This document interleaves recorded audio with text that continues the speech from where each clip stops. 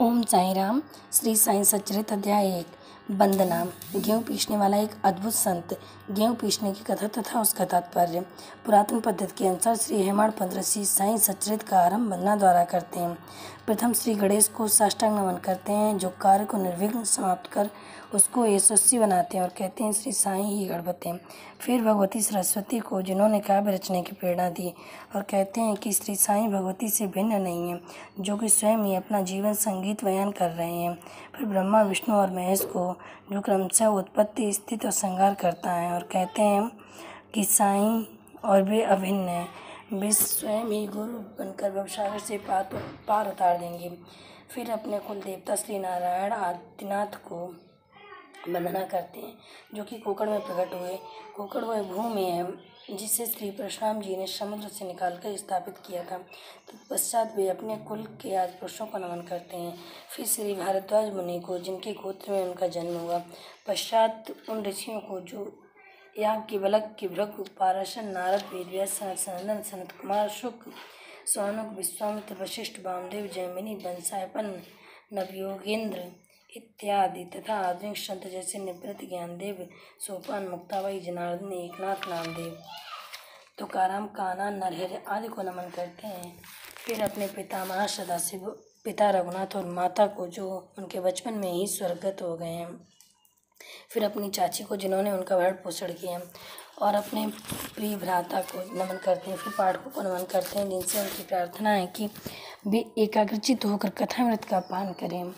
अंत में श्री साई सच्चिदानंद सद्गुरु श्री साईनाथ महाराज को, जो कि श्री दत्तात्रेय के अवतार और उनके आश्रयदाता हैं, जो ब्रह्म सत्यम जगन मिथ्या का बोध कराकर समस्त प्राणियों में एक ही ब्रह्म की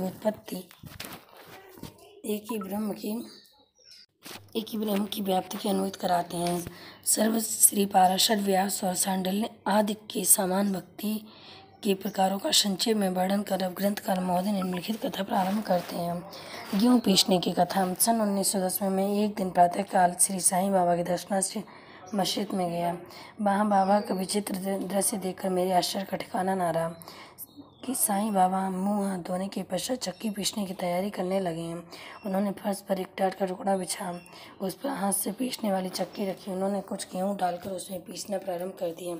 मैंने सोचा कि बाबा को चक्की पीसने से क्या लाभ है, उनके पास तो कोई भी नहीं है, वे अपना निर्वाह भिक्षावृत्ति द्वारा ही करते हैं। इस घटना के समय वहाँ उपस्थित अन्य व्यक्तियों की भी ऐसी धारणा थी, परंतु उनसे पूछने का साहस किसी था। बाबा के चक्की पीसने का समाचार शीघ्र ही सारे गांव में फैल गया। उनकी ये विचित्र लीला देखने के हेतु तत्काल ही नारियों की भीड़ मस्जिद की ओर दौड़ी।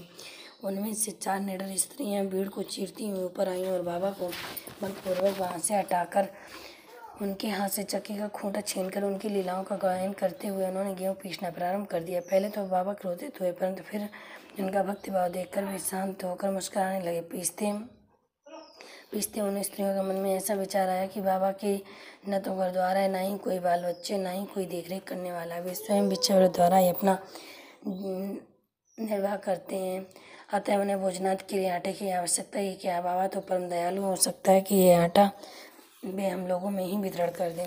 इन्हीं विचारों में मग्न रहकर गीत गाते गाते उन्होंने सारा आटा पीस डाला। तब उन्होंने चक्की को हटाकर आटे के समान 4 भागों में विभक्त किया और अपना अपना भाग लेकर जाने को उद्यत हो गई। अभी तक शांत मुद्रा में निमग्न बाबा तत्क्षण ही क्रोधित हो उठे और उन्हें अपशब्द कहने लगे। स्त्रियों, क्या तुम पागल हो गई? तुम किसके बाप का माल हड़प कर ले जा रही हो? क्या कोई कर्जदार का माल है जो इतनी आसानी से उठा कर लिए जा रही हो? अच्छा, अब एक काम करो कि इस आटे को ले जाकर गाँव की मेड़ पर बिखेर आओ।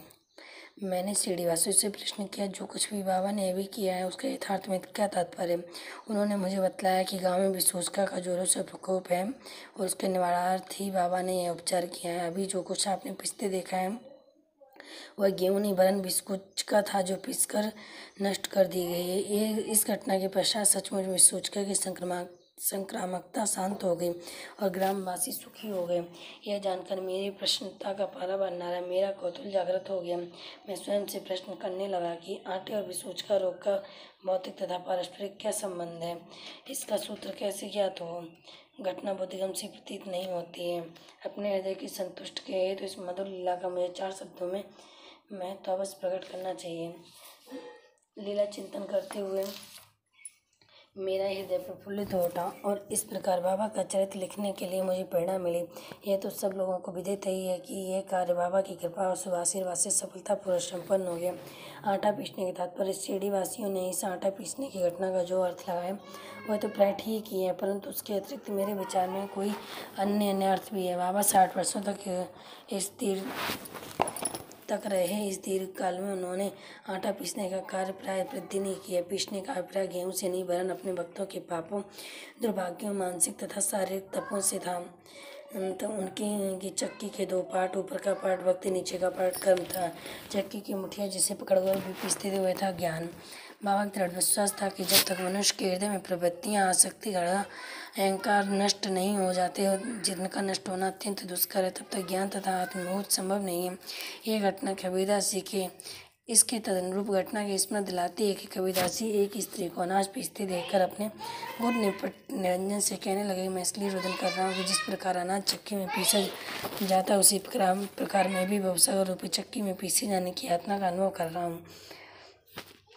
उनके गुरु ने उत्तर दिया, घबराओ नहीं, चक्की के केंद्र में जो ज्ञान रूपी दंड है उसे दृढ़ता से पकड़ लो। जिस प्रकार तुम मुझे करते देख रहे हो उससे दूर मत जाओ, बस केंद्र की ओर ही अग्रसर होते जाओ। तब यह निश्चय है कि तुम इस भवसागर रूपी चक्की से अवश्य बच जाओगे। श्री सद्गुरु शरणागत अर्पणमस्तु। बहुत